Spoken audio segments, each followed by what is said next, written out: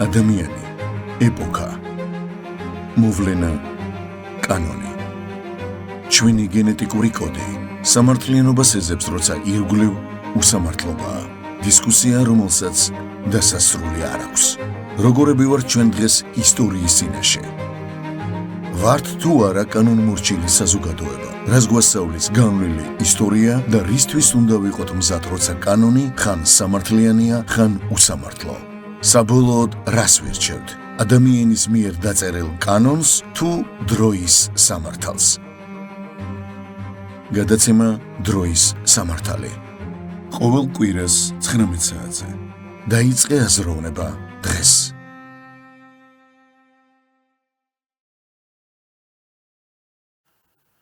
შუადღე მშვიდობისა, მოგესალმებით, თქვენ უყურებთ საქართველოს ტალღის პირდაპირ ეთერს, თავისუფალი არხის მეშვეობით და ტელევიზიო ეთერს. მივესალმებით ასევე ყველას, ვინც გვისმენს და გვიყურებს ჩვენ სოციალურ Facebook გვერდზე და YouTube გვერდზე. ყველას დიდ მადლობას გეტყვით, რომ ხარ ჩვენთან ერთად.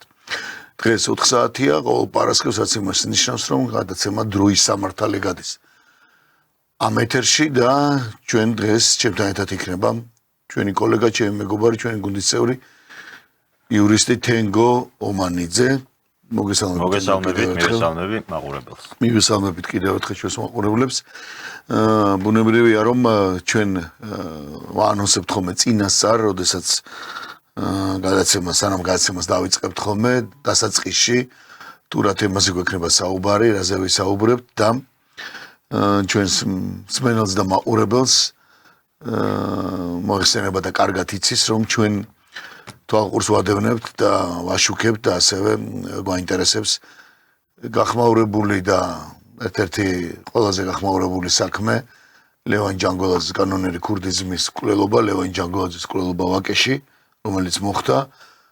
პროცესს ვაკვირდებით, ვაშუქებთ და შესაბამისად, რა თქმა უნდა, მთელ ამ პროცესს ასევე როგორც ადვოკატების კომენტარებს, ასევე უფლებადამცველების კომენტარებს, ასევე ბრალდების პროკურორის ბატონ ლევან ვეფხვაძის კომენტარებსაც გთავაზობთ ხოლმე და ასე ვთქვათ, ერთგვარად ეს საქმე უკვე შეიძლება ითქვას, რომ ფინალისკენ მიდის, ფინალი ნიშნავს იმას, რომ მოსამართლემ უკვე გამოაცხადა ბატონმა რომეო ტყეშილაშვილმა გამოაცხადა 6 მაისი საბოლოო სიტყვად განაჩენის დღე, თუმცა არის ასევე შესაძლებლობა, რომ შეიძლება ამას აქვს ასევე უფლება, რომ შეიძლება ამ დღეს არ მოხდეს გამოცხადება, შეიძლება მეორე დღეს მოხდეს. ყოველ შემთხვევაში მაინც უკვე პროცესების არსებითი განხილვები, რა თქმა უნდა, დასრულებულია. ესე იგი, ბრალდებული სიტყვა დასრულებულია, ადვოკატების დაცვის სიტყვა დასრულებულია, თუმცა გუშინ წინ იყო 29-ში იყო, ასე ვთქვათ, რეპლიკებისთვის მისცა მოსამართლემ ორივე მხარეს. ბრალდებას შეიძლება ითქვას, პროკურორს რეპლიკა არ ვიცით, მაგრამ საკმაოდ თავიდან გამოვიდა ფაქტიურად სიტყვა. დასკვნითი სიტყვა ბრალდებას, საკმაოდ დიდი ხნიანი სიტყვა ჰქონდა და შესაბამისად ასევე იყო დაცვის მხარის რეპლიკები. რატო ვამბობ ჩვენ ამ ყველაფერს და რატო ესე დეტალურად რატო ვართ ამ საქმის მიმართ ჩვენ თქვათ ობიექტურები და სუბიექტურები და შესაბამისად რატო ვართ ობიექტურები. ზოგადად დროის სამართალი ქვია ამ გადაცემასაც და ძალიან ბევრს ნიშნავს საერთოდ სამართალი, მართლმსაჯულება, ჩვენ ისტორიულ ნაწილზე გვაქვს ხშირად საუბრები, თუმცა დღევანდელი დღეც ან და გუშინდელი დღეც რამე თუ სასამართლოსთან არის დაკავშირებული, რამე თუ ადამიანის თავარ უფლებასთან არის, სიცოცხლის უფლებასთან არის დაკავშირებული, მით უმეტეს თავის უფლებასთან არის დაკავშირებული და ჩვენ გვაინტერესებს და გვინდა რომ ჩვენი სურვილია რომ დიახ, რა თქმა უნდა, ჩვენ ქვეყანაში, როგორც საერთოდ ყველგან და ყოველთვის ნებისმიერი ცივილური ქვეყანა მიისწრაფის, რომ ერთ-ერთი ყველაზე მთავარი ინსტიტუტი სასამართლო და მართლმსაჯულებას მიმართ ნდობა იყოს და ობიექტურ განაჩენები გამოდიოდეს, რა თქმა უნდა, ჩვენი ინტერესი ესეც არის. და შესაბამისად, რა თქმა უნდა, ისიც, რაც თქვენ იცით კიდევაც და არ დაგგვიმელავს ჩვენ არასოდეს განსაკუთრებით მე, რომ ამ საქმეში უდანაშაულო ადამიანები, რომელსაც ძალიან ძიმე ბრალს დებენ ბრალს დებენ, ესე იგი, ადამიანებს, რომელთაც შეკვეთილ და ანგარებით მკვლელობის ორგანიზებაში ადანაშაულებენ. ადანაშაულებენ გიორგი მიქაძეს, დავით მიქაძეს, გიორგი ჯოხაძეს. გიორგი მიქაძე პატიმრობაშია და ისიც რა თქმა უნდა პირველ რიგში ის და მისი ოჯახის წევრები ელოდებიან სამართლიან მართლმსაჯულებას და ობიექტურ გადაწყვეტილებას მოსამართლის მხრიდან. შესაბამისად ბუნებრივია ჩვენ გარდა იმისა რომ ვიცი და ჩვენი წილი დარწმუნებულები ვართ რომ და დარწმუნებული ვარ რომ ამ ადამიანს საერთოდ არაფერი აკავშირებს ამ დანაშაულთან. მეტიც საერთოდ საქმესთან არაფერი აკავშირებს და ეს ბრალდებასაც გაუჭირდა აი ამ უამრავი მოტივების ფონზე, რასაც თავიდან დაიწყო. რამდენიმე მოტივი დაასახელეს, ესე იგი ამ ორგანიზების თავად ბრალდებასაც გაუჭირდა. და რატო გაუჭირდა თუ მოტივი აქედან მე რა ვიყო ურთიერთ გამომრიცხავი ეს უნდა ვთქვა, ხო, იმიტომ რომ მუხლი არის შეკვეთი და ანგარებით ჩადენილი მკვლელობა, მაგრამ მოტივს ასახელებდნენ მაგალითად ბიზნეს დავას, რა. პირდაპირ გამორიცხავ შეკვეთას. სულ სხვადასხვა. სწორედ ამას ვამბობდი, რომ ბრალდებამ როგორც დაიწყო 8 თვის უკან ეს პროცესი, ანუ უამრავი რამ, რა ვიცი, ხან ასახელებდა, ხან ბიზნეს და საქმიანობას ასახელებდა, მაგრამ მხოლოდ ასახელებდა არც ერთი ფაქტი ბრალდებას არ ქონია და არ არსებობს ბუნებაში იმის დამადასტურებელი, რომ გიორგი მიქაძეს, დავით მიქაძეს, გიორგი ჯოხაძეს ამ ადამიანებს რაიმეთი კავშირი იყოს.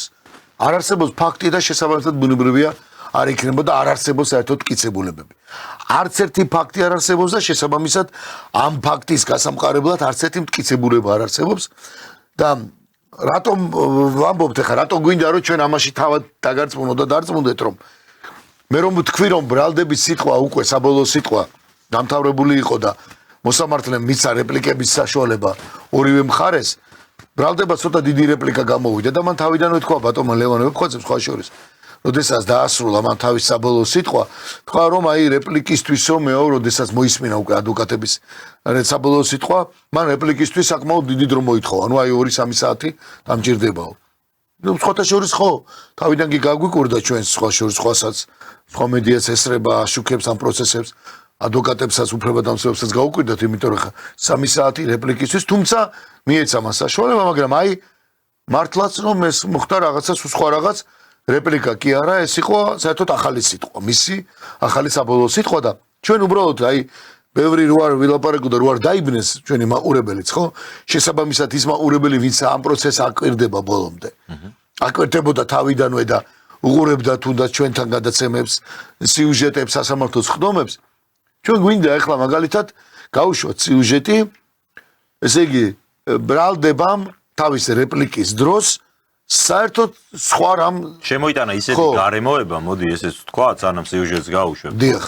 ისეთ გარემოება დაასახელა რეპლიკების ეტაპზე ბრალდების მხარემ, რომელიც სასამართლო პროცესი არ განხილულა. არათუ არ შემოწმებულა, არ გამოკვლეულა, რაიმე მტკიცებულება არ წარმოდგენილა, ეს ხადია.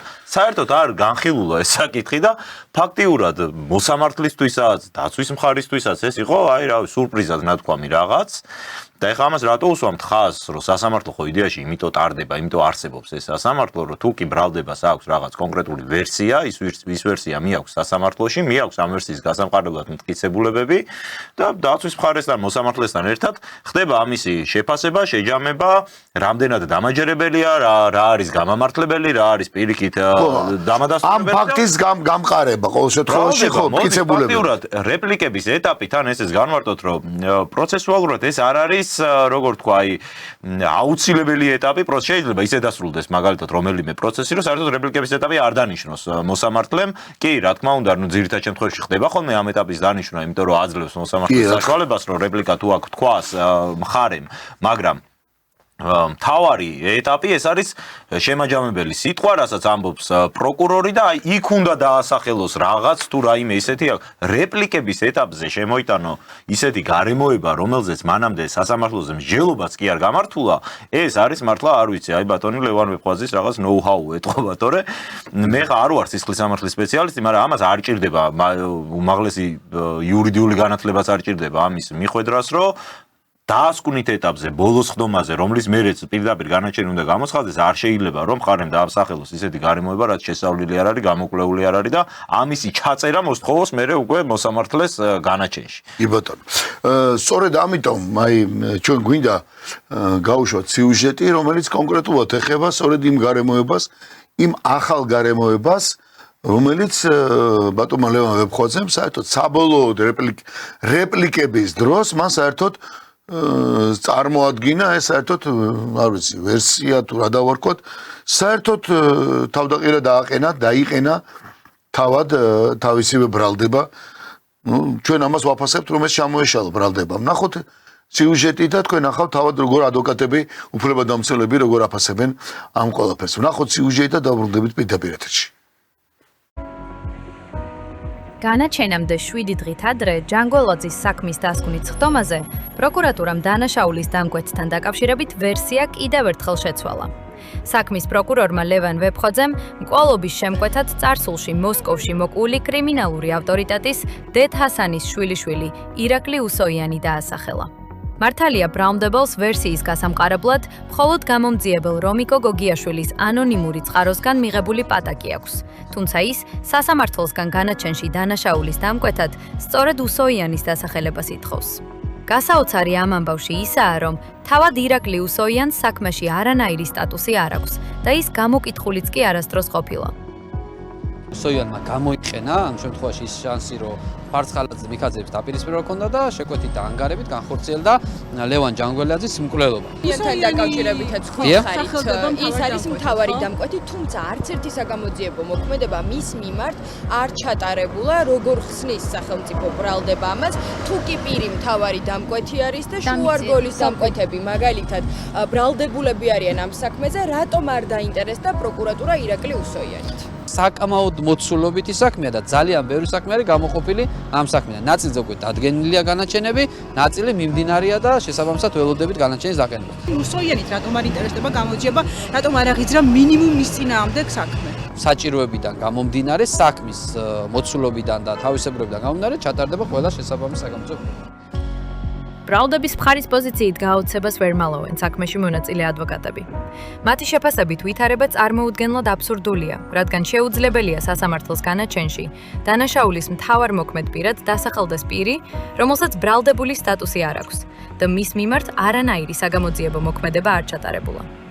როცა პროკურატურა ამბობს, რომ უსოიანი არის დამკვეთი, ეს არის უკვე ამ დროს რაღაც საპროცესო მოქმედება მაინც უნდა იყოს განხორციელებული იმ შემთხვევაში თუ ამის გამოყენება გინდა მტკიცებულებად მიქაძეების წინააღმდეგ. არავით არის სამართლებრივი რეაგირება არ არის, არათუ ბრალი არ აქვს წაყენებული, არათუ რა ქვია, დაკითხულიც არ არის, რაიმე დაინტერესებაც არ არის. შეფასებითი მომენტიც კი არ შეიძლება ამ დროს იქნეს შემოწმებული მისი სინამდვილე, იმიტომ რომ საერთოდ არაფერი არ არის და ეხა სასამართლოს თხოვს პროკურატურა რომ განაჩენი ჩაწეროს ირაკლი უსოიანი როგორც დამკვეთი, რომლის მიმართაც საერთოდ არაფერი არ არის. ბრალდების მხარე მთავარ დამკვეთად ასახელებს უსოიანების ოჯახის წევრს ირაკლი უსოიანს.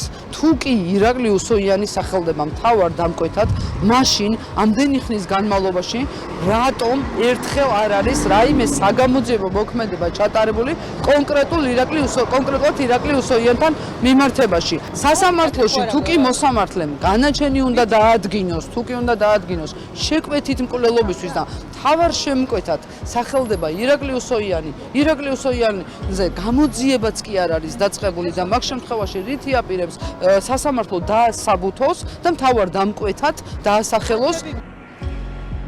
გაიზიარებს თუ არა სასამართლო პროკურორის მიერ განაჩენის თხვარზე დასახელებულ ახალ ვერსიას. ამას საზოგადოება რამდენიმე დღეში გაიგებს. დავბრუნდით პირდაპირ ეთერში. აქ ერთი მომენტი იყო და ერთი დეტალია, რაც მინდა თავიდანვე ვთქვა. ჩვენთვის ყველაზე მნიშვნელოვანი აქ რა არის, რომ აი ჩვენ კი თქვით და მართლაც საერთოდ როგორ იყო ამ საქმეზე თავიდან და ჩვენ პირველი დღიდან დავიწყეთ ჩვენ მოდი პირდაპირ თქვათ ამ საქმის საერთოდ ამ ამბის გაშუქება. და თან დავიწყეთ ისეთ პირობებში, როდესაც მთელი პროპაგანდა, მთელი ეს კამპანია მიმართული იყო, ну, როგორ ვთქვა, ну, ასეთი მაღალი გრადუსით აწეული კამპანია ადამიანების, ბრალდებულების, მათი ოჯახების, მათი ოჯახისევრების, მათი სამეგობროსი, საერთოდ აი ასეთი რამ ну არ ყოფილა და თავიდან მართლა ძნელი იყო, როდესაც ჩვენ და სულ რამოდენიმე ადამიანი იყო, აი სულ რამოდენიმე ადამიანი იყო, რომ ვინც აი უბრალოდ მე მახსოვს ძალიან ბევრი ღიათაც ვერ ბოდიში და ლაიქს ესეთ მოწონებასაც ვერ წერდა, მაგრამ რატო ამბობ ამას? და იმ პერიოდიდან დავიწყეთ და იმიტომაც აი და რაღაცა პერიოდის მერე როგორც კი რაღაც უფრო რაღაცა ღრმად შევიდით, ჩვენც ბევრი რაღაც ვისწავლეთ, ჩვენც ბევრი რაღაც გავიგეთ. მივხვდით რომ ეხლა უკვე ნენელა რაღაცა ჩვენ უფრო მეტად ამაყაც ვიტყვით ამას ყოველთვის და ვამბობ და ვთვლით რომ ობიექტურები ვართ. რა იყო თავიდან? ესე იგი, ჯერ საერთოდ ნუ ის პროპაგანდა რაც იყო და ის ეგრეთ წოდებული სოციალში გამოჩენილი ეგრეთ წოდებული ჯონათან ჯონი რომელიც მერე გაირკვა რომ კოკა მორგოშია და ასე შემდეგ, რომელმაც როგორც დაიწყო ვიცი და ბოლოს მოწმეთ რომ მოვიდა როგორც ლაპარაკა და თავად თვითონ რომ დაასახელა ოთარ ფარცხალაძე თვითონ ქონია ესე იგი მას მტრობა ოთარ ფარცხალაძესთან და ლევან ჯანგველაძეს და რაღაც კავშირებს აბრალებდა მანამდე სოციალში. ესე იგი რა მოხდა რომ ესე იგი თავიდანვე რაზეც იყო ლაპარაკი რომ ოთარ ფარცხალაძე არის შემკვეთი. ოთარ ფარცხალაძე დაუკავშირდა ესე იგი რა ქვია თავის გარემოცვის წევრებს ესე იგი ჯერ ხო როგორ იყო ეს მოხსენიებული ეს ხალხი და კარგად გვახსოვს ყველას რომ ბანდებად მოიხსენიებდნენ ადამიანებს და ნუ ეს კიდე ცალკე თემაა რომ საერთოდ ადამიანს და მათ ოჯახის წევრებს და სხვა შორის ამ ადამიანების უკან და ზოგადად ჩვენ ამაზე ალბათ გვექნება აუცილებლად გვექნება იმიტომ რომ ეხლა არ გვინდა უბრალოდ მართლაც სანამ განაჩენი არ გამოცხადდება, არ გვინდა რომ მართლა რაღაცა თუნდაც ამოჯახის წევრების მიმართ რაღაცა ისე კიდე ემოციურად უფრო მეტად რაღაცა დავძაბოთ, მაგრამ ჯერ დაიწყეს ეს კამპანია და შემდეგ უკვე თავად პროკურორი და ბრალდებული ბრალდებელი ამას ისე გაიძახოდა და ისე ამბობდა რომ როგორც კი სასამართლო პროცესებზე თენგო მე მინდა საზოგადოებას სასამართლო პროცესებზე ყოველ დღე დასტურდებოდა და ჩვენ ვხედავდით, რა თქმა უნდა, ძალიან დიდი დამსახურება ადვოკატების, ბრალდებულების, დაცვის, თავარი დამსახურება, ასევე არ შემიძლია არა ვთქვა, მე ყოველ შემთხვევაში ასე ვხედავ, იმიტომ რომ მე არასოდეს ჩემ ცხოვრებაში არ დავსწრები ვარ ამდენი ხანი პროცესს და მე მაგალითად ის რომ სხდომამ დაძაბულობა იყო არ იყო დაძაბულობა ბრალდებელი წარმოაჩენდა რამეს თუ არ წარმოაჩენდა ადვოკატები იქცეოდნენ სწორად და პროფესიონალურად ყველაფრის მიუხედავად მე ვხედავ აქ უდიდეს როლს ის რომ სასამართლო პროცესი მივიდა ბოლომდე და ურთულესი საქმე ეს არ არის აქ არის მოსამართლის დამსახურებაც რომ ძალიან ბევრი რამე ჩვენც ობიექტურად გავიგეთ შიგნით ობიექტურად გამოვიტანეთ იქიდან ინფორმაცია ობიექტურად გავაშუქეთ ბევრი დეტალები რომელსაც არ აძლევდა თქვათ შეიძლება სხვა შემთხვევაში არ ქონოდა საშუალება გინდაცვის მხარესო გამოეტანა ეს ებრძოლა და ითქვათ აი პაექრობა რასაც ქვია აი ეს პაექრობის პერიოდიც ძალიან დიდი დამსახურება იმ მოსამართლის რომელიც მოსამართლეს ამას უძღვებოდა რომ რაღაცა აი ეს სასწორზე ვთქვათ ყოველ შემთხვევაში მის გადაწყვეტამდე ხო ეხა სასამართლო პროცესი რა არის ეხა ჩვენ უნდა გავიგოთ და სწორად ჩვენ კი ხვდებით მაგრამ ბევრს გონია რომ რაც არ უნდა ვთქვათ არ ვიცი მე იყოს ნდობა არ იყოს ნდობა თვითონ ის რათიანი პროცესი როდესაც მოსამართლეს ბოლოს უკვე იქ წარმოდგენილი მტკიცებულებებით, იქ გაბათილებული მტკიცებულებებით, იქ დაკითხული მოწმებით, რა თქმა უნდა, შემდეგ უკვე ის თავის შინაგან რწმენას ამას აფუძნებს, ამღარებს და მიიღებს გადაწყვეტილებას, მაგრამ პროცესი რომ წარიმართა ისე რომ ჩვენ აი თუნდაც მე უბრალოდ ჩვენი მედიისთვის რაც გამოვქონდა, ხო? და რაღაცა ეს ძალიან მნიშვნელოვანია. თუნდაც ესეც არის თქვა მოსამართლის დამსახურებაც, თავი რო დავანებოთ, თქვა რომ აი ჩვენ ბევრი რამე ხა რაც რა მტკიცებულებებიც თქვა პროკურორმა ვერ წარმოადგენა, ვერ გაიტანა ბოლომდე ან რაზეც ეპაექრებოდა დაცვის მხარე. იქ თან არ არის ესეთი მარტივი, აქ არის ერთი ესეთი მომენტი, სადაც მე თუნდაც გავითვალისწინებდი და ყოველთვის ვითვალისწინებდი მოსამართლის მდგომარეობას, როდესაც ეს კაცი მართლა არის მოკლული? რა თქმა უნდა. ამ კაცის ოჯახის წევრები ესრებიან იქ. აქეთ ზის ადამიანი ერთადერთი კაცი, რომელიც არ წავიდა ქვეყნიდან. არ წავიდა ქვეყნიდან, მით უმეტეს ვაფრთხილებდნენ. ზის გიორგი მიქაძე განსაჯელით სკამზე და მოსამართლისთვის ეხა არ არის პატარა ხა ხო ხდებია ორი პატარა დარბაზი, ორივე მხარე იქ არის, ასეთი რაღაცა მოხდა. კაცი აღიარებული აქვს და ორი სასამართლო უკვე ჩატარდა და კაც აღიარებული აქვს, მოვიდა ამ პროცესზე ის კაციც და თქვა იგივე სიტყვები გაიმეორა რომ არაფერ შუაში არ არის, აქ სხვა მე ვარ აქ. ჩემიც მეყოფა რაც გავაკეთე და კიდევ შემკვეთის მკვლელად და მაპატიეთ კილერად რომ აცხადებდა. არ ვიცი ეს აი ამ ყველაფრის ფონზე მოსამართლის დამსახურებაც არის რომ როგორც არ უნდა მოხდეს, თენგო. მოგვეწონება თუ არ მოგვეწონება ჩვენ. რა გადაწყვეტ აი სხვანაირად კიდევ უფრო გულწრფელად აი მინდა ვთქვა რომ ის პროცესი რო ისე მივიდა აქამდე. აქ მოსამართლე ძალიან დიდ დამსახურებაც არის. ამას ადასტურებენ ადვოკატების და ამას ადასტურებს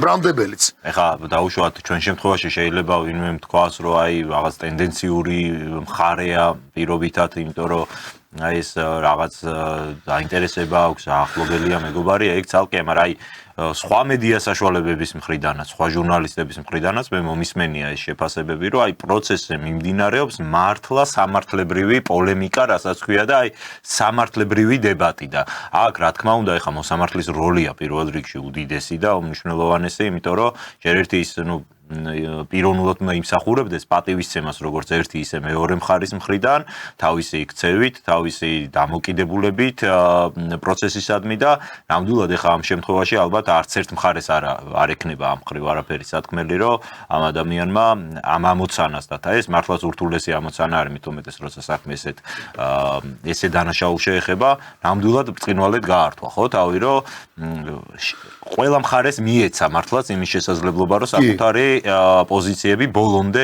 ეთქვა. ეხლა ვინ როგორ მე თქვა ეს ყველაფერი და ვინ როგორ დაასაბუთა, ამას შეაფასებს სწორედ მოსამართლე. მისი სხვა შორის, რადგან ჩვენ მოსამართლეზე ვსაუბრობთ, ხო? აი ჩემ მეგობრებთან მქონდა სხვა შორის საუბარი. ძალიან ახლო მეგობრებთან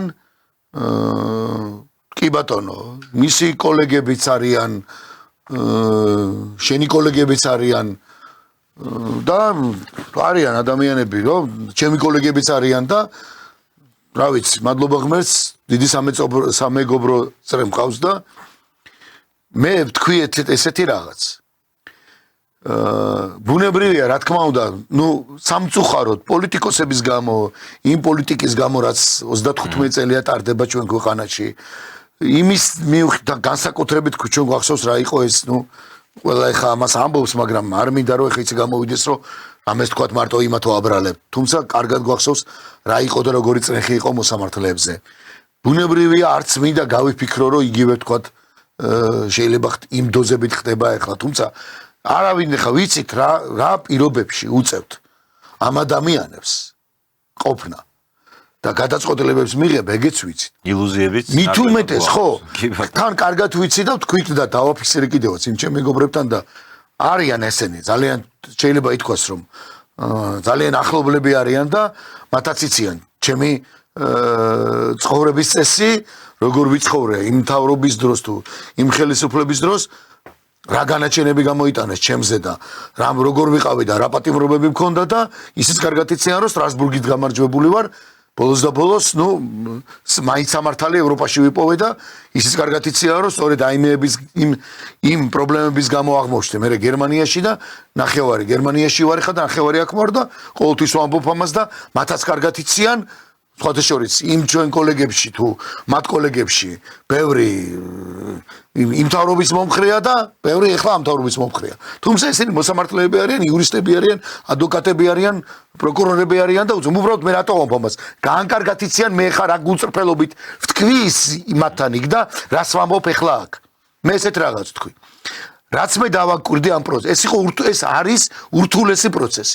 მით უმეტეს არაფერი აღარ არის აქ დასამალი, აქ არის ადამიანი, აქ არის რაღაც ინტერესები, მე არ ვიცი რომ ვინ, რა პროფესიის ხალხის არის, მაგრამ პოლიტიკა როგორც ასეთი რომ ინტერესია რომ აქ უდანაშაულო ხალხი დაიცაჯოს, იმიტომ რომ ის კაცი ვინც მოკვდა, გარდაიცვალა, ვინც მოკლეს, არ იყო პატარა კაცი, მისი ძმა არ არის პატარა კაცი, რა სუბკულტურაზე ვლაპარაკობ, ჩვენ და კანონური ქურდიზმა და ძალიან დიდი გავლენების კაცი იყო ის კაცი და სხვათა შორის იმ კაცზე, ლევან ჯანგველაძეზე, მეც მსმენია ჩვენ ბევრი საერთო მეგობრისგან რომ საკმაოდ პატრიოტი, ერუდირებული და საკმაოდ ძლიერი პიროვნება იყო, გავლენიანი კაცი იყო.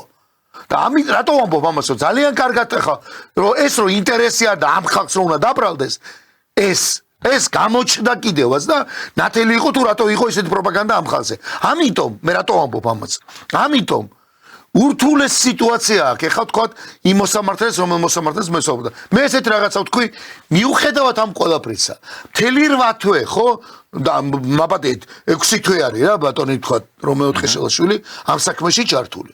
ხო? და ყოველ დღე იგზივარ და აი უყურებ დავანებოთ თავი ჩემი განწყობა როგორია და როგორ, მაგრამ აი ყველაზე პირწმინდად რომ ვაშუქებდეთ და ვაშუქებთ აი მართლა ასე რომ ობიექტურობის ყველაზე მთავარი პრინციპი მაინტერესებს აი რამდენად ობიექტური მოხდა. მე ხო იმ პროცესს უყურებ ურთულესი სიტუაციებიდან. ამ კაცმა ჯერ შეინარჩუნა ის რაც ის პროცესი რომ მართლა ესე როგორ თქვა, ნუ მშვიდო იყო რაღაც ექს მივიდა აქამდე, მაგრამ მე რომ მკითხოს კაცმა თქვა, აი მე კაც რომელსაც გავლილი მაქვს მიხეილ სააკაშვილის დრო შენ გასოს თენგო ნაცემი მიმიყვანეს. ნაცემი თავგატეხილი მიმიყვანეს სასამართლო პროცესზე, როცა 15 ივნისს დაგვარბიეს. მაგალითად ერთ ამბავს ხვები. აი რატო მინდა მოუყვე ეს, რატო რასაც მე ვიტყვი მე, თქვა იგივე მოსამართლეზე, რომეო თხეშელაშვილზე. რატო ვიტყვი ამას? აი მიხვდება რომ წინა პირობა მინდა გავაკეთო. შენ კარგად იცი მე მაგალითად მიხეილ სააკაშვილის დროს რო გვასამართლებდნენ და გვიჯიდნენ, რასაც გვიჯიდნენ.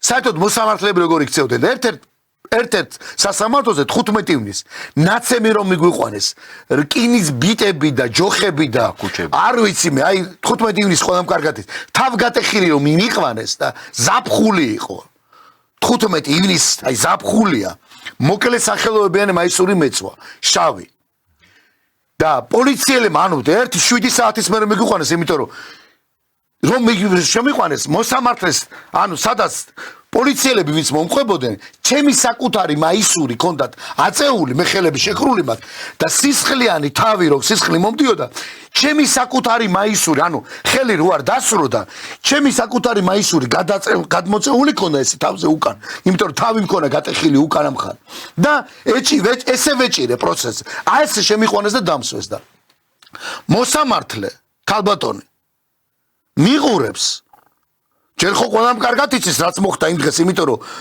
ხა წარმოგიდგენია ეს ამბავი მომხდარია და უკვე გველოდებიან და აი ესეთ ნაცემ მდგომარეობაში მიმიყვანეს ხდება რომ ვერ ლაპარაკობ ხდება რომ ნაცემი ვარ და ანუ ჩემზე ანუ მთელი პროცესი მიდის ადვოკატების გარეშე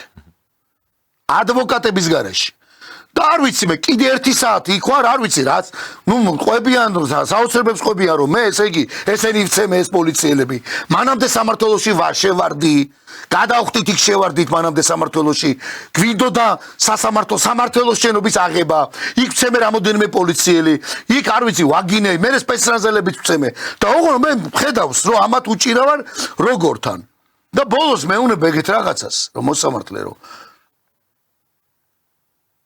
მე შენის მერაბ ჭიქაშვილი ხარ პირველ აღზე რომ ახმოვანებ მაშინ იმ პერიოდში საზოგადო მოუწყებაზე ვახმოვანებთ თავარი ხმა ვარ და უცებ რაღაცა ის იყო ჩემთვის ახლა რატო უნდა ვიფიქრე რაღაც ანგელოზად მევლინება თუ ეხლა ვიპი ახმოვანებ და რა თქმა უნდა ბუნებრივი უთხარი ხო იმიტომ რომ ბევრი არც ლაპარაკის თავი მეც არ მაქვს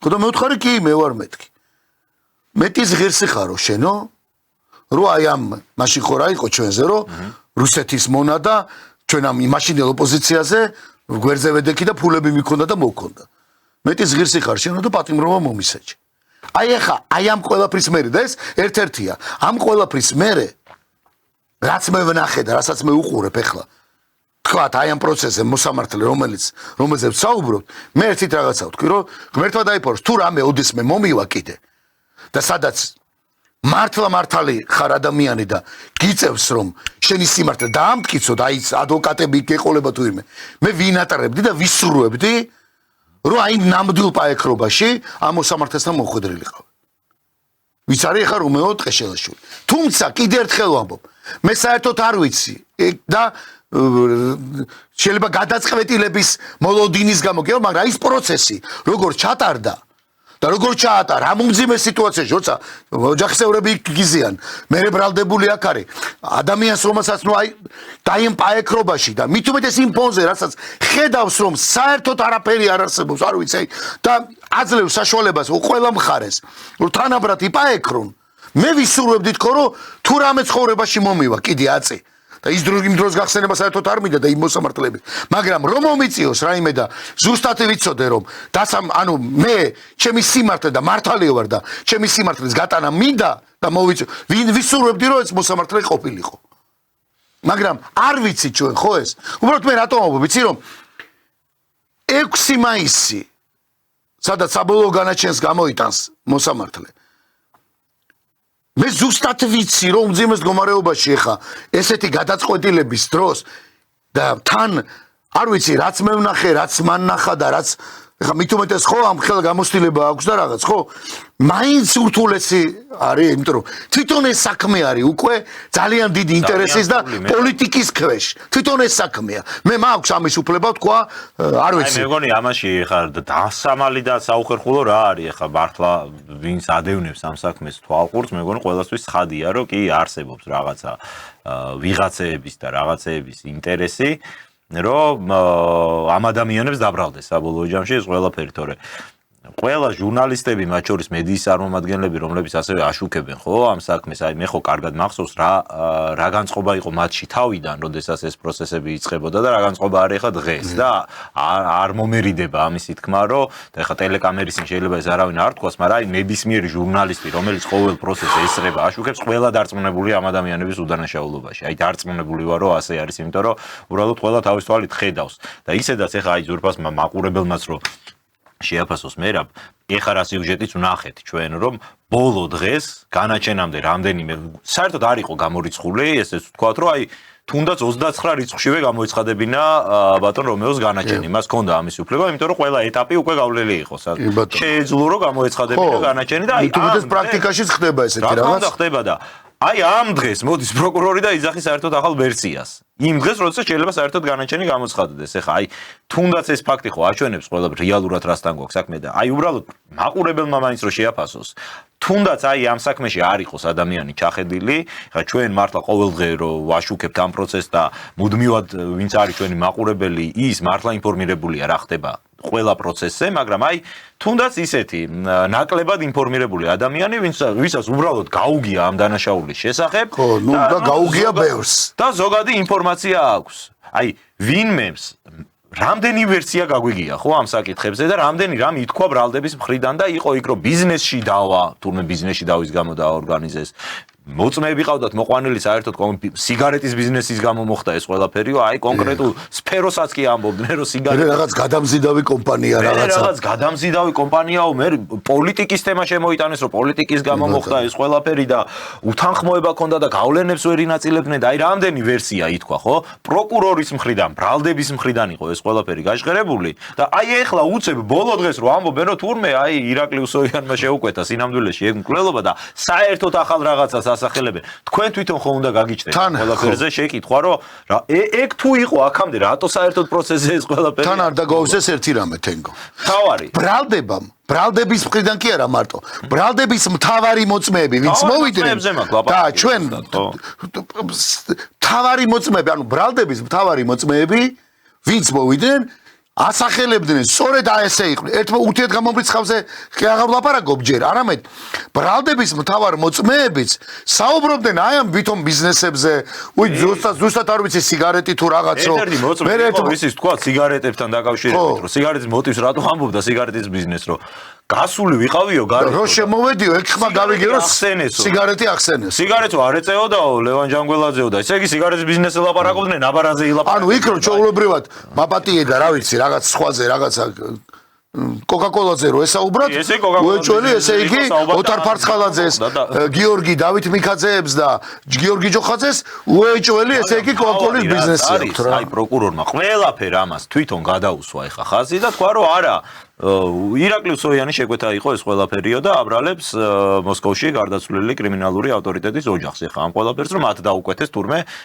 და აქ მთავარი კითხვის ნიშანი კი არა და არ ვიცი აი ძახილის ნიშანი რაზე არის ამ შემთხვევაში რომ ეს ადამიანი ცხოვრობს თბილისში სადმე არავის ეგონოს რომ ამ შემთხვევაში ქვეყნის ფარგლებს ეს ადამიანი ცხოვრობს თბილისში მთელი ეს პერიოდი აქ არის არც არ წასულა და მის მიმართ გამოძიებაც კი არ არის დაწყებული. საინტერესო იცი რა არის? ის რაც შენ თქვი ლიკა ბითაძემ გიორგი ჯოხაძის ადვოკატმა.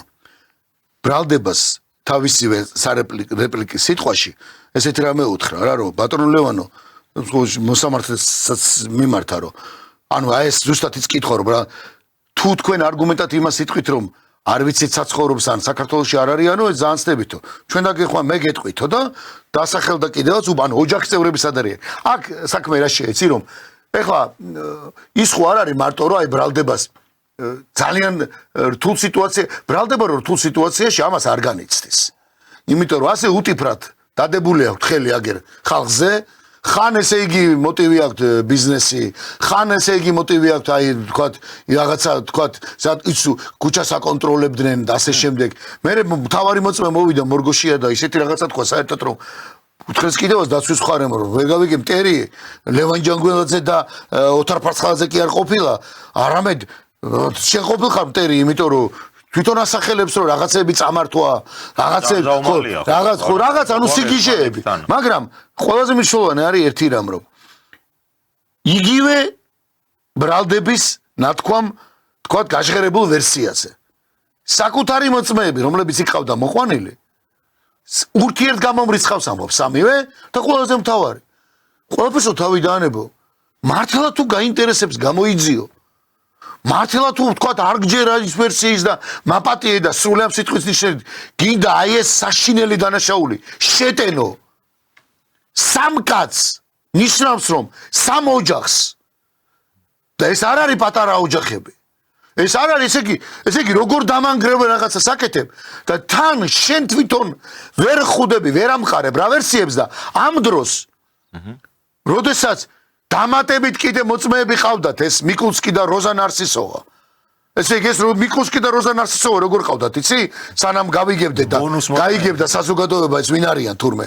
როგორ ყავდა, იცი რომ ეს საერთოდ კარგითო რა, ეს აი საერთოდ აი ვითომ ეგონა რომ ბეჭედი ქონდა დასმული თავისივე ბრალდებაზე. ამ დროს ყველამ კარგად ნახა რომ რა ვიცი, ყველაფერს თავი დავანებოთ, როგორც რომიკო გოგიაშვილმა იცრუა. ჩვენებაზე და სასამართლოს წინაშე იცრუა და ეს არის დაჟადი ასე იცრუა რუსეთის ორმა მოქალაქემ მოსამართლე მაგისტრის თვალწინ როცა მისცა ჩვენება რომელზეც მე საზოგადოებამ კარგად ნახა და ჩვენს არაერთხელ გაუშვით და დღესაც თავაზობთ შემოგთავაზებთ მეც გადაცემის ბოლოსკენ კიდე ერთ-ერთ ფილმს ჟურნალისტურ ფილმს სადაც იქვე ამბობენ რომ მე ეს ყველაფერი გავაკეთე ფულის გამო შენ წარმოგიდგენია და რატო ვამბობ რომ აქ ინტერესია ვიღაც სერიოზული ხალხის და რატო ვამბობ რომ აქ პოლიტიკის ნაწილი შემოდის იმიტომ რომ ინტერესი ანუ ეხა გავლენიანი პიროვნებებზეა საუბარი ხო აბა ეხა ჩემი და შენი ინტერესი რო იყოს ან რა ქვია ჩვენი ტექნიკური რეჟისორის ან რა ქვია ჩვენი თანამშრომლების ხო გამორიცხულია იმიტომ რომ ამ ხალხს ეს მოწმეები, რომლებიც ჩამოვიდნენ, ჯერ ტაქსის მძღოლს, არ ვიცი ხო, კი არ ვაკნინებ ტაქსის მძღოლს, მაგრამ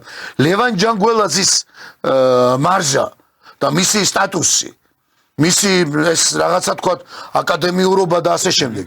მე მისი ძმის კანონიერი ქურდის სტატუსი და კაცი იძახის როგორ მოწმეები როგორ იყვნენ რა რომ ჩვენ ვიცითო რომ კიო ლევან ჯანგველაძესო ოთარ ფარცხალაძესთან და ძმებ ბიქაძეებთან პრობლემა გქონდაო და თქვენ საიდან მოხვდითო ანუ ბრალდებას როგორ ყავდა წარმოგიდგენ ჩვენო ლევანი დაგვეხმარა ფული გვასესხაო აი ესეთი ხალხი თურმე გაირკვა რომ ჩამოდიან თბილისში ხდება აეროპორტში მანქანა მიყავს ზუსტად დიღომში დიღმის სამმართველოში მე მაგის მოსამართლესთან ერთად იკითხება უკან მიყავ და ფული მოგცესო და უკან გაგუშესო და ფულის დააკლეს აქ ხო ინტერესი აქ ხო საუბარია რომ რაღაცა ინტერესია და აქ სხვა შორის ისე დეტალებია კიდე რასაც შეიძლება მაყურებელმა არ მიაქცია ყურადღება მაგრამ ერთი რამე რო არ გამოყოთ აი როცა ვამბობთ გავლენებზე და ვიღაცის დაინტერესებაზე ხო ამ ყველაფერში როდესაც აი ეგ ორი მოწმე ჩამოვიდა თბილისში თავისით აი ესე მოხდა რომ თურმე ერთ დღესაც ორივემ გადაწყვიტა წამოდით ჩავიდეთ თბილისში რუსეთის მოქალაქეებმა ისე რომ არავისთვის უკითხავთ პირდაპირ მიაგნეს ესე იგი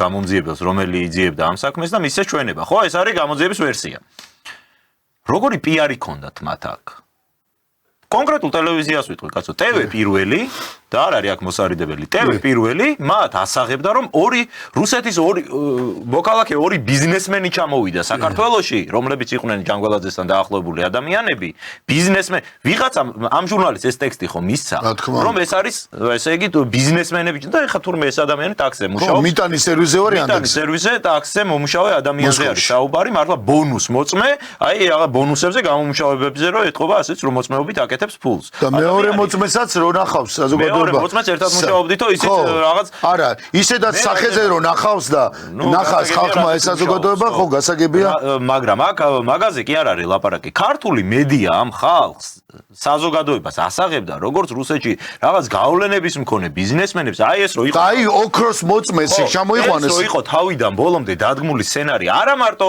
დაუშვათ პროკურატურაში აქ იყო ჩართული მედიაც აქ იყო ჩართული მართლა ბრალდების მხარეც და აქ უნდათ რომ ჩაეთრიათ სასამართლოც აი ეს არის სინამდვილეში სიმართლე და ვინმეს თუ ამაში ჯერ კიდევ ეჭვი ეპარება ნუ არ ვიცი ხა მართლა უნდა იყო აი თვალი ექნებათ და ვერ დაინახავენო რო წერია ბიბლიაში მართლა მაგაზე არის ეგ შემთხვევა არის მაშინ ამ შემთხვევაში ხო იმიტომ რომ ადამიანები რატომღაც ესე TV პირველი ჟურნალისტებს მოელანდათ რომ თურმე იყვნენ ბიზნესმენი გავლენების მქონე აი ესეთ მართლა დიდი გავლენის მქონე ჯანგველაძესთან ლევან ჯანგველაძესთან დაახლოებული თურმე უახლოესი ახლობლები და გარემოცვის წევრები რომელსაც არავინ არ იცნობდა როგორც აღმოჩნდა ერთადერთი აი ეს ცრუმოწმე ბერძენიშვილი რომელიც არის ის ასახელებდა რომ კიო ერთხელ გავიგეო რომ ლევან ჯანგველაძემ ახსენაო როზა ნარცისოვას სახელიო ერთადერთი ბერძენიშვილს აყავს ნათქვამით თორე არც ოჯახის წევრები არც მეგობრები ამ ადამიანებს საერთოდ რო არ იცნობენ ამ ხალხს და ეხლა ვიგებთ რომ თურმე მიტანის სერვისში ტაქსის მძღოლები არიან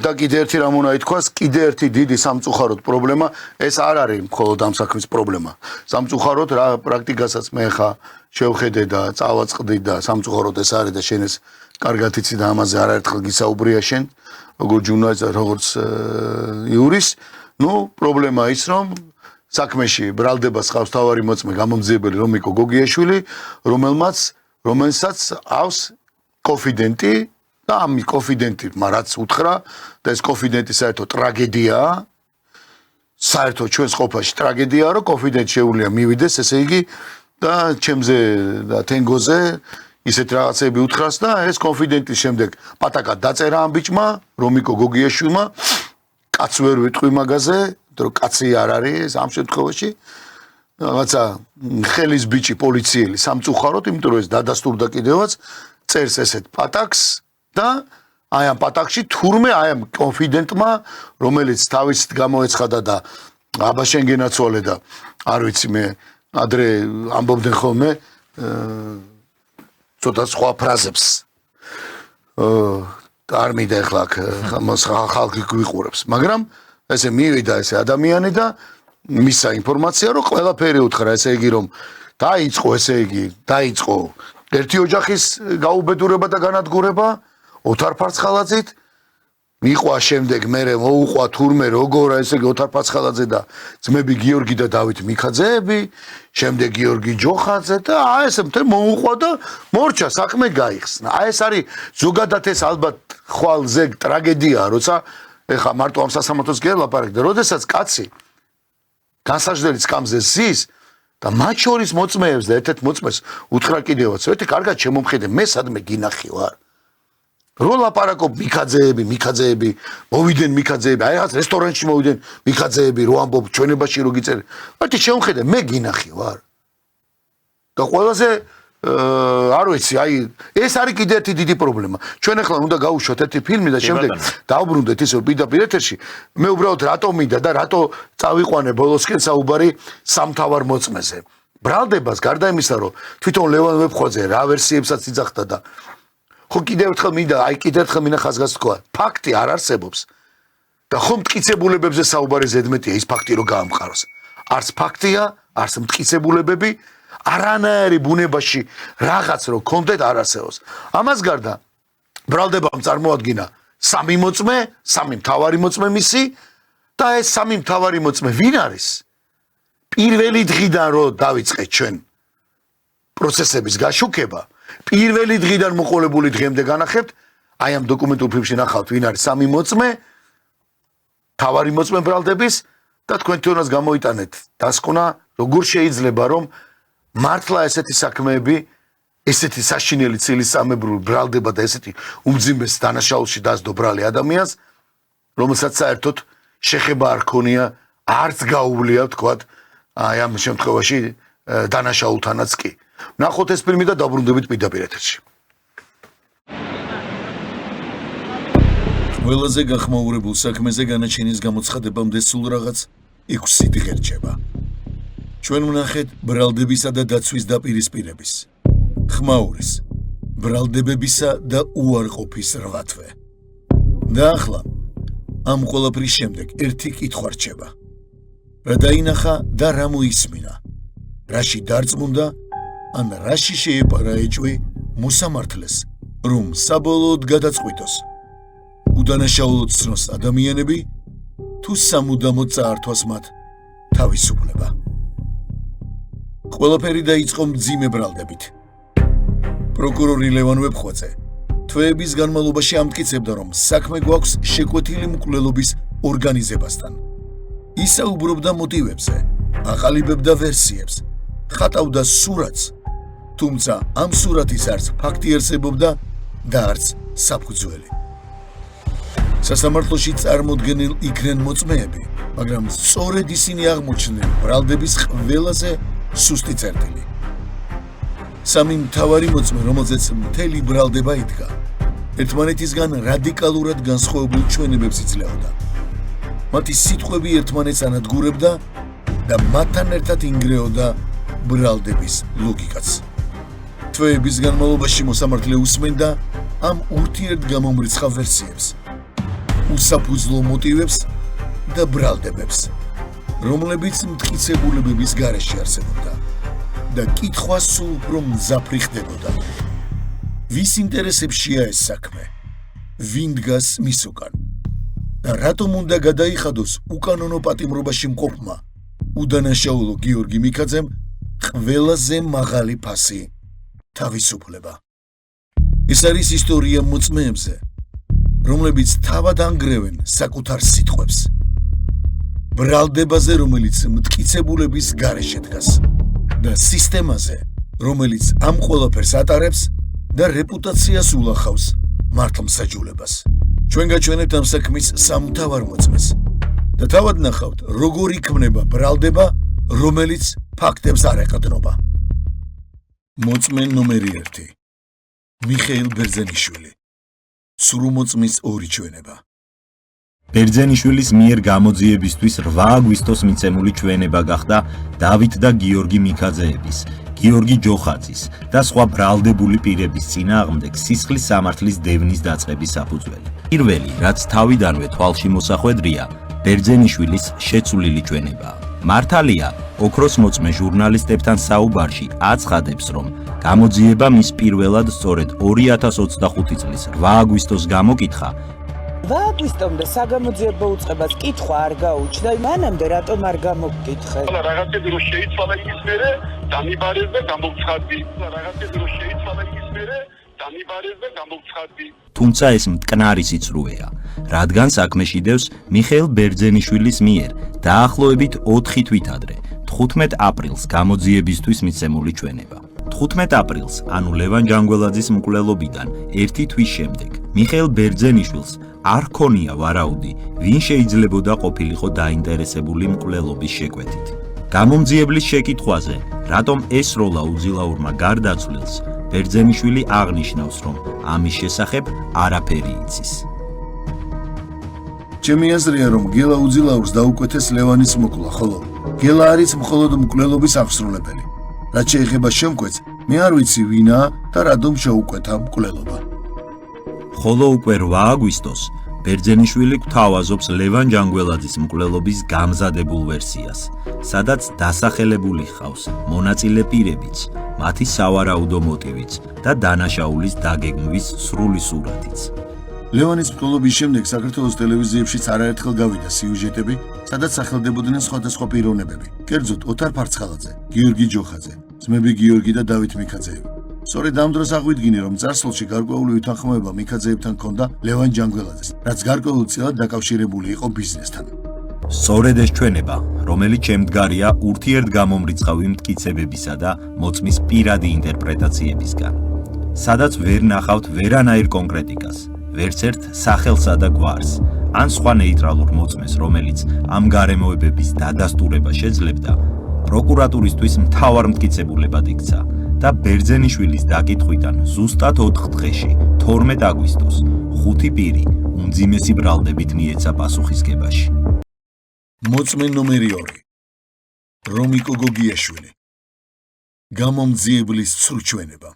იმის გარდა რომ მოწმე სასამართლოს როდესაც იმეორებს თავის ჩვენებას გამოძიების წინაშე ნათქვამს, მის ამ ჩვენების შინაარსის მიღების შემდგომ ხდება მისი სანდოობის ასევე გამოაშკარავება. ხო, რამდენად სანდოა ის ადამიანი, ვინც ამას გვესაუბრება და ვინც გვაწვდის ინფორმაციას. ამ შემთხვევაში ის რომ მხოლოდ დეტექტივების მიერ წარმოდგენილი ატაკები არის ბრალს ჩადებული და ეს არის პირდაპირ მტკიცებად მოყვანილი, რაც შეუძლებელია რომ იყოს ბუნებაში. თვითონ ამ ატაკების წარმომადგენელი პირებიც არასანდობას იწვევენ იმის გამო, რომ ერთ-ერთი მაგალითად რომიკო გოგიაშვილი პირადად ესწრებოდა ორივე ჩხრეკას, რომელიც გიორგი მიქაძის სახლში მოხდა. ხელმძღვანელობდა ამ ჩხრეკებს. მეორე ჩხრეკის დროს ჩვენ ამ ყარების ჯგუფზე შევხვდით ერთმანეთს და ვთხოვე, რომ თვითონ უკან დაეხია და მოსულიყო გამომძიებელი, ანუ ის ფიგურა, ვინც წესით ატარებს ჩხრეკას, ვინც ადგენს ოგს. და პირველ შემთხვევაშიც ზუსტად ესეთ პოლემიკაში მოგვივიდა ერთმანეთთან. მან მოწმის დაკითხვის დროს სასამართლოზე უარყო, რომ საერთოდ არ ყოფილა იმ დღეს არ ხელმძღვანელობდა კი არა, საერთოდ მონაწილეობას არ ღებულობდა ჩხრეკაში. ამის ჩვენ ვიდეო მასალაც გვაქვს სახლში გადაღებული ტელეფონით, რომ ხელმძღვანელობს კიდევაც და კიდევაც ესწრება. ანუ თვითონ პატაგის ავტორების სანდოობაც ძალიან დიდ ეჭვს იწვევს ამის შემდეგ და ამის ფონზე.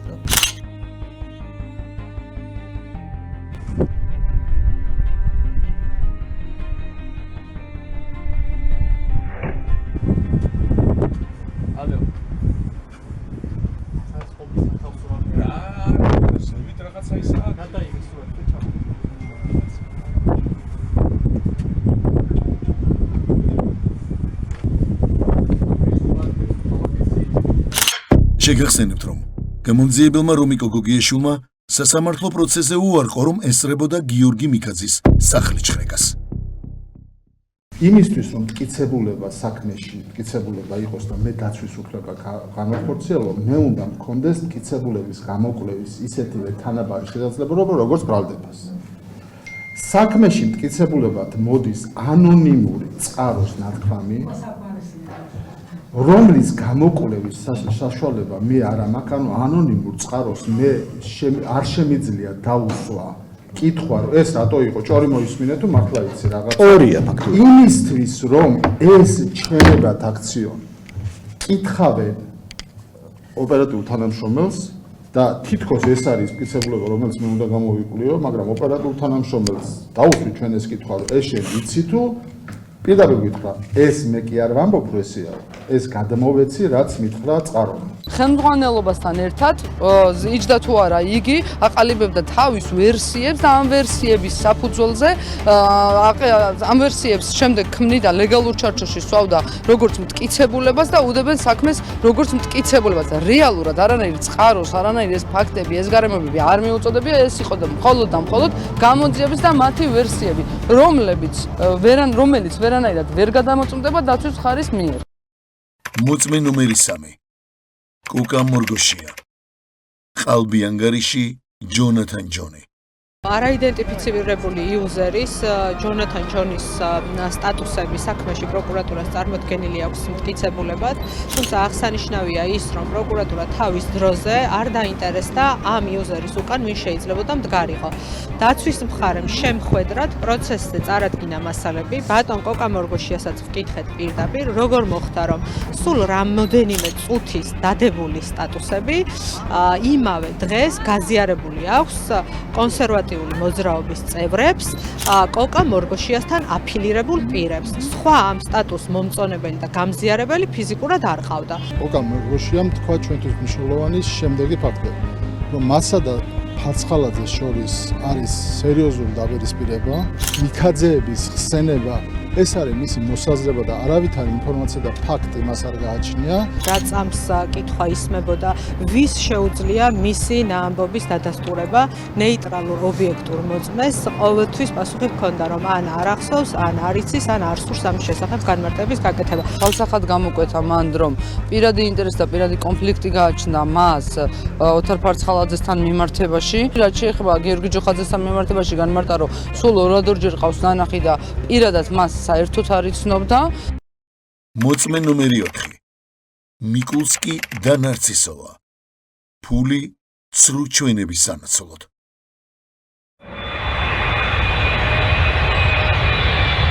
ურიეთეს 25 წლის 26 დეკემბერი. საქართველოში საკუთარი სურვილით რუსეთის 2 მოქალაქე ჩამოდის, რათა უმძიმეს დანაშაულში ბრალი დასდოს საქართველოს მოქალაქეებს. მიკულსკი და როზა ნარცისოვა, ეს არის რუსი 2 ბიზნესმენი, რომელიც საქართველოში საგანგებოდ 26 დეკემბერს საიმისოდ ჩამოვიდნენ, რომ ლევან ჯანგველაძის შეკვეთილი მკვლელობის საქმეზე ქართული გამოძიებისთვის ჩვენება მიეცათ. 9 თვის შემდეგ გამოძიების დაწყებიდან ეს 2 ადამიანი ჩამოვიდა, თქოს რომ არიან ლევან ჯანგველაძის უახლოესი გარემოცვის წევრები და ფლობენ ინფორმაციას იმასთან დაკავშირებით, რა ტიპის დაპირისპირება იყო მოკლულ ლევან ჯანგველაძეს და ოთარ ფარცხალაძეს შორის, ასევე ოთარ ფარცხალაძის უახლოეს გარემოცვას ძმებ მიქაძეებს შორის. ლევან ჯანგველაძესთან საკმაოდ ახლო ურთიერთობა მქონდა. მას ჰქონდა დიდი ავტორიტეტი როგორც ქართველ მოსახლეობაში, ასევე რუსებშიც და სხვა ეროვნების ადამიანებთანაც. აღნიშნული ურთიერთობიდან გამომდინარე, ლევან ჯანგველაძის მკვლელობის შემდეგ მე გადავწყვიტე ჩამოსულიყავი საქართველოში და ყველა ინფორმაცია, რასაც ვფლობდი მის ირგვლივ, მიმეწოდებინა გამოძიებისთვის. 2026 წლის 25 აპრილი. მე პირადად არ ვიცნობ ლევან ჯანგველაძეს, არასდროს შემხვედრია და არ ვიცი როგორ გამოიყურება. რაიმე თანხა მიიღეთ ჩვენების მიცემის სანაცვლოდ. დიახ, ფულადი თანხა მივიღე $3,000 ოდენობით. მინდა გაცნობოთ, რომ 2025 წლის 27 დეკემბერს ვიმყოფებოდი საქართველოში, საგამოძიებო სამსახურში, თბილისში. ჩემთან ერთად იმყოფებოდა რუსეთის მოქალაქე როზა ნარცისოვა.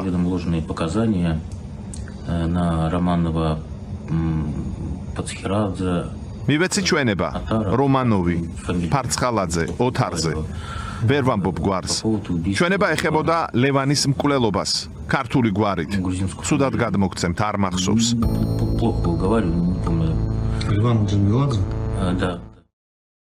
ბოლოსკი ყველაფერი ისევ ერთ წერტილში იყრის თავს. მოსამართლე რჩება მარტო, საკუთარ შინაგან რწმენასთან და გადაწყვეტილებასთან, რომელსაც არ და ვერ გაექცევა. რადგან როცა მტკიცებულება არ არსებობს, განაჩენი მხოლოდ სამართლებრივი აქტი აღარ არის. ის არჩევანია და ამ არჩევანს დიდი ფასი აქვს. ადამიანის ღირსება, სიცოცხლე და თავისუფლება. დავბრუნდით პირდაპირ ეთერში, ეს იყო ფილმი, რომელიც ჩვენ ჟურნალისტური საგამოძიებო ფილმი, რომელიც ჩვენ მოვამზადეთ და რომელიც სხვა შორის გუშინ დავდეთ, მოდი, ამასაც ვიტყვი. გუშინ საღამოს დაიდო ჩვენს სოცგვერდებზე. არ გამოგვიყენებია რეკლამა ამ შემთხვევაში, მაგრამ გამოიწვია, ხო, ფული არ გადაგვიხდია, რომ ხალხს ენახა. ჯერჯერობით, თორე ძალიან კარგი ინსტრუმენტია და რა თქმა უნდა, ჩვენ უბრალოდ ასეთი სტრატეგია გვაქვს, რომ ჯერ ტესტავთ თუ აინტერესებს კონტენტი მაყურებელს და ყველა პლატფორმაზე ერთად ერთ ღამეში უკვე დააგროვა დაახლოებით 100,000 ნახვა ამ ვიდეომ და ეს ნიშნავს, რომ საკმაოდ გასაგებად არის აქ მე მგონი ყველაფერი ჩამოყალიბებული. აი ეს მოწმეები, სამი მოწმე, რომლებიც იყვნენ სასამართლოზე და შემდეგ უკვე ის ნარცისოვა და მიკულსკი, რომლებიც პროცესზე არ იყვნენ, რა თქმა უნდა, თუმცა მათი ჩვენებები საქმეში დევს. აი ეს არის, ვისაც უნდა დაეყრდნოს წესით, ბრალდების აზრით მოსამართლე, როცა ის მიიღებს განაჩენს. და მოსამართლეს თხოვენ, რომ აი ამათზე დაყრდნობით უნდა გამოიტანო გამამტყუნებელი განაჩენი და თან აი ხა იმ პირველ თემასაც, უსოიანის თემასაც თუ დავკავშირებთ, ესე იგი უნდა ჩაწეროს მოსამართლემ განაჩენში, რომ იმიტომ რომ ეს ბრალდების პოზიცია ასეთი არის, ეს მოსამართლე ამას ყოველ შეცვლის. რაც აქ ბრალიც აღენებული, რაც ჩამოაყალიბა პროკურატურამ როგორც ბრალდება, მოსამართლეს თხოვს ჩაწეროს განაჩენში, რომ დამკვეთი არის პირი, რომლის მიმართაც გამოძიებაც კი არ არის დაწყებული. ხა, აი ასეთი ნონსენსი და რაც მთავარია ეს მოწმეები, რომლებიც ჩვენ მოვისმინეთ და ამ სიუჟეტში ძალიან ათლად იყო ნაჩვენები, თითოეულ მათგანს რატო უწოდებთ ჩვენ სრულ მოწმეს. იგივე ბერძენიშვილის შემთხვევაში, რომელმაც ჯერ 15 აპრილს მისცა ჩვენება, შემდეგ დამალა ეს ჩვენება და მედიასთან როდესაც ისაუბრა, ამბობს, რომ თურმე მანამდე არაფერი არ ულაპარაკია და პირდაპირ 8 აგვისტოს ჩვენება გამოაქვთ, ესე იგი საჩვენებლად და არავინ ამბობს იმას, ჩვენს მეტი მართლა არავინ ამბობს იმას, რომ სინამდვილეში ამ ადამიანს აქვს 15 აპრილს აქვს, მკვლელობიდან ერთი თვის მერე აქვს მიცემული ჩვენება. რატო 8 აგვისტოს 12-ში დაიჭირეს და აკავეს გიორგი ნიკაძე. იმ დროს უკვე შეკერილი იყო საქმე და საჭირო იყო ამ ადამიანის ჩვენებით ამ ყველაფრის გამყარება და წინასწარ დაუწერეს უთხრეს რა უნდა ილაპარაკოს. პარაკოსა მივიდა და ილაპარაკა თორე 15 აპრილს მკვლელობიდან ერთი თვის თავზე ადამიანი აცხადებდა რომ წარმოდგენა არ ამაკო ვის შეიძლება ასეთი დანაშაული ჩაედინავდა. უკვე 8 აგვისტოს გვთავაზობს გამზადებულ ვერსიას თავისი აი ყველანაირი ნიუანსით ჩაწიკწიკებულს როგორც იტყვია როგორც აწყობდა ამ შემთხვევაში გამოძიებას. ბრალდებას. და შემდეგ უკვე რაც რომიკო გოგიაშვილზე იმდენი ლაპარაკი უკვე შენს რომ აღარც საჭიროებს ალბათ ამისი განმარტება, გამომძიებელი რომელსაც განსაკუთრებული პასუხისმგებლობა აქვს, ხო? საერთოდ სასამართლოს წინაშე ყველანი ვალდებული ვართ რომ სიმართლე ვილაპარაკოთ და ცრუმოწმეობა პირდაპირ კანონით არის დასჯადი. მაგრამ მით უმეტეს, როდესაც სამართალდამცავი უწყების წარმომადგენელზეა საუბარი, მას ხო ეს პასუხისმგებლობა 1/1000 უნდა ჰქონდეს გათავისებული და აი ესე ურცხვად მოსამართლის წინ იტყვებოდა რომ არაო მე არანაირ ჩხრეკაში მონაწილეობა არ მიმიღია და საკუთარი თვალით ნახა ახლა ჩვენმა მაყურებელმა ის კადრები, რომელიც გადაღებულია სწორედ ჩხრეკის დროს, სადაც ეს ადამიანი ჩანს პირდაპირ როგორ არათუ მონაწილეობს, ხელმძღვანელობს პირდაპირ ამ პროცესს. ეს ადამიანი, ამ ადამიანის მიერ მიცემული ჩვენება შეიძლება თუ არა იყოს სანდო, ეს მოდი მოსამართლემ პირველ რიგში განსაჯოს, მაგრამ მაყურებელმაც და სხვა დანარჩენიც რაც ვნახეთ. აი, შეიძლება თქვი რომ მოსამართლემ განსაჯოს. არ ვიცი, მართლაც ძალიან რთული სიტუაციაა და მესმის ნებისმიერი გადაწყვეტილება მოსამართლეთვის არის რთული და შესაბამისად ბუნებრივია არ არის ეს თქვათ მარტივი რამე. მაგრამ ის რაც თქვათ მოსამართლე მოისმინა მთელი ამ თვეების განმავლობაში როგორც ერთი მხარისგან, ასევე მეორე მხარისგან. და ნებისმიერი ის მოწმე, რომელიც დაიკითხა ბრალდების მხრიდან თუ დაცვის ხარის მხრიდან. ნებისმიერი ის სიტყვა, შეფასება, რომელიც შემდეგ მოისმინა და ბოლოს რეპლიკების დროსაც როცა მოისმინა, არ არის თქვათ მარტივი, რომ ის რა გადაწყვეტილებასაც ის გამოიტანს. რა თქმა უნდა, კიდევ ერთხელ ვამბობ და სხვა შორის მან ერთ-ერთ პროცესზე თქვა, რომ მე შინაგანი რწმენა უყალიბდება სწორედ და იმის მერე, რასაც ნახავს და მოისმენს და რა ფაქტები იქნება იქ წარმოდგენილი, რა მტკიცებულებები იქნება და რა იქნება თქვათ უგულველყოფილი დაცვის მხრიდან. მაგრამ კიდევ ერთხელ ვიტყვი, რომ მე ნამდვილად არ მინდა ვიფიქრო და წარმოვიდგინო, რომ ისედაც ასეთ მდგომარეობაში, რთულ სიტუაციაში, მოსამართლე ასეთ გადაწყვეტილებას იღებს და ადამიანების თავისუფლებათ ან უვადო პატიმრობაზეა საუბარი. ასეთ დროს, რა თქმა უნდა, ეს რთულია. მაგრამ არ მინდა ვიფიქრო, რომ აი მართლა ის დრო რაც იყო, და კარგად გვახსოვს ეს ყველაფერი და პირადად მე ხოლო ჩემ მაგალითს რომელსაც ვიტყვი რომ 11 დაკავებიდან სააკაშვილის დროს 11 ჯერ როდესაც დამაკავეს და 2 პატიმრობა მომისაჯეს მოსამართლემ მაშინ საერთოდ არ მკითხა თუ რატო ვარ ესეთ მდგომარეობაში ნაცემი ნაბეგვი თავგატეხილს მომისაჯა ის რაც მომისაჯა მაშინ საერთოდ უკანონოდ და ნამდვილად არ მინდა ვიფიქრო რომ დღესაც თქვათ ვიცით მაშინ კარგად ვიცით რა იყო მოსამართლებთან დაკავშირებით და რა მდგომარეობაში უწევდათ ნამდვილად არ მინდა ვიფიქრო რომ ეხლა თქვათ ამ დონემდე მიიყვანენ ან მიყავთ ან ესეთ სიტუაცია ექნება მოსამართლეს და მე მაინც მგონია რომ ჩემთვის ის პროცესი რომელიც მან ჩაატარა და რომელ პროცესაც მე ვესწრებოდი და ჩვენ ვესწრებოდით ვაშუქებდით ძალიან ბევრი რამე ვისწავლე ძალიან ბევრი რამე ვნახე მართლა მისი მხრიდან შენიშვნაც რეპლიკაც სამართლიანი და ღირსეული სხვათა შორის და მე მინდა მჯეროდეს შეიძლება ბოლოს აღმოჩნდეს რომ ვცდები მაგრამ ყოველ შემთხვევაში ნამდვილად მინდა რომ იმ წნეხის მიუხედავად თუნდაც საქმიდან გამომდინარე თუნდაც იმ პროპაგანდიდან გამომდინარე თუნდაც აი მასმედიიდან გამომდინარე რა მძიმე საქმეც არის ეს და თან კიდე რომ აქ მკვლელობაზეა საუბარი და აქ არის თან ანგარები შეკვეთილ მკვლელობის ორგანიზებაზე უნდა მიუსაჯოს ადამიანებს ან გაამართლოს მისმის ეს რომ მძიმეა და მინდა რომ ნამდვილად ღირსეული იყოს რაც მართსაჯულებას და როგორი მოლოდინიც არის თქვათ იმ უდანაშაულო ხალხის მხრიდან რომელიც ამას ელოდება და იმ ოჯახების მხრიდან და მინდა რომ ეს ნამდვილად იყოს ობიექტური რაც მე დარწმუნებული ვარ რომ აი რაღაც იმ თავისი ღირსებიდან გამომდინარე და რა თქმა უნდა იმ მოსმენილიდან და გაგონილიდან და ნანახიდან გამომდინარე მიიღებს ამ განწყობილებას ურთულეს სიტუაცია უმძიმე სიტუაციაშია თუმცა არ მინდა მართლა ვიფიქრო რომ იმ დროზე უარესი დაბრუნდა როცა მე პირადად ნაცემი ფაქტიურად სიკვდილის პირას მიყვანილი მიგვიყვანეს სიცხლე გვდიოდა პროცესზე და აი იმ შემთხვევაშიც კი ერთი არ უკითხავს მოსამართლეს რა დღეში კარ მაგრამ მიიღო გადაწყვეტილება რატო იმიტომ რომ ნათქვამი იყო რომ რა თქმა უნდა ეს ხალხი უნდა წავიდნენ ციხეში და ჩვენ სხვა შორის ამის მერე გავმართდით როდესაც ხელისუფლება შეიცვალა სტრასბურგის სასამართლომ გამამართლებელი განაჩენი გამოიტანა ჩვენთან მიმართებაში და პირიქით დაევალა რომ ჩვენ საქმეები გამოძიებულიყო. ნამდვილად არ მინდა რომ ასე იყოს და ამ პირობებში მოუწიოს და აი ამ ზეწოლის ქვეშ იყოს მოსამართლე, რომელზეც ჩვენ საუბრობ და მინდა რომ მისი ღირსებიდან გამომდინარე, რომელი ღირსეულობაც მე დავინახე, აი იქიდან გამომდინარე მიიღოს გადაწყვეტილება. მედია. ჩვენ ვიყავით თქვენთან ერთად, დიდი მადლობა რომ ვიყავით ჩვენთან ერთად. გემშვიდობით ორ შაბათამდე. კარგად გრძანდებოდეთ ნახვამდის. ნახვამდის მადლობა. გადაცემა დროის სამართალი. დაიწყე აზროვნება დღეს.